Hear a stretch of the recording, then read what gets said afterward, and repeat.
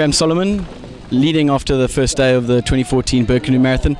You've been here before, you've done this all. How was it out there? Are you feeling good?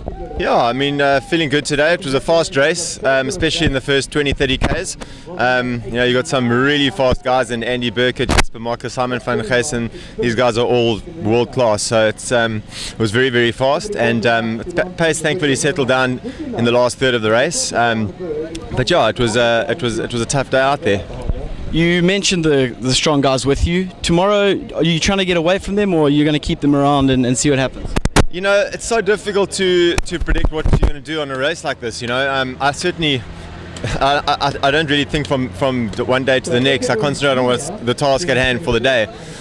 Obviously, tomorrow there are a few break points where you always would like to try and get away.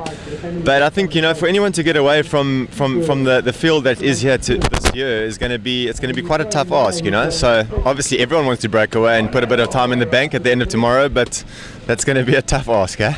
Is it a case of sort of just looking after yourself and doing what you do and not worrying about what the other guys are up to? Oh, you always have to worry what the other guys are up to, because you know that it determines what you do, when you do it in the bunch. You know, so you have to watch everyone else and yourself as well. So that's why it's quite mentally taxing as well. Okay. Andy Burkett, top 4 at the end of the first day of Berg River Canoe Marathon.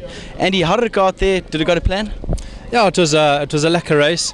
I was just trying to stay with the front group the whole way. That's what some guys told me before the race today.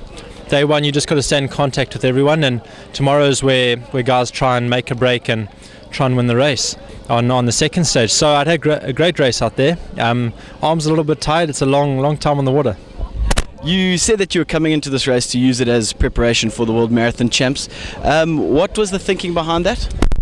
Yeah, it's still 11 weeks now, I think, until World Marathon Champs, and it's nice to get a bit of distance and race against some good paddlers. And there's some really great paddlers doing Berg this year, and some really top paddlers that have done well at World Marathon Champs before. I think on our bunch, 3 of the 4 have got medals at World Marathons. So some great paddlers racing, and it's good to mix it up with them and get your paddling stronger. Do you think that going into tomorrow, you said that there's strong guys that you're paddling with, is it sort of just watch everyone and see what everyone else is going to do rather than go out and make a decision yourself? Yeah, I think you do have to be bold and go out there and make it for yourself and make your own luck and try and take a break. You can't just wait for the others to do something, but we'll see what happens tomorrow. Yeah, no, it was even better than I expected it coming in. I wasn't too sure what to expect. All the girls, you know, we haven't raced each other much, so didn't know their strength, so it was all left to the water, and yeah, I'm very happy. Your second Berg, you've done your homework here where it counts. Yeah, I mean, I can't remember much from my first Berg, but I managed to get a week down here before Berg started, so I saw a few lines today, and yeah, I had no issues, so I was very happy I came out with a clean run. 60 Ks is still a big ask because you did pretty much of it on your own. Yeah, no, it was. Once I dropped the girls, I sort of was cursing that I had done it. It was a long way on my own and still a long way ahead. So, I mean, anything can happen, and I just hope I can maintain a consistent pace and have no problems. Was that the master plan? Eke out a big lead, because it seems to have worked beautifully. Yeah, no, definitely. I did want to set myself up with a bit of lead on day 1 and day 2, knowing we all start together on 3 and 4. So it would be nice just to maybe relax with the girls a little bit and all paddle together on the last 2 days. So yeah, it was sort of the plan coming into the race.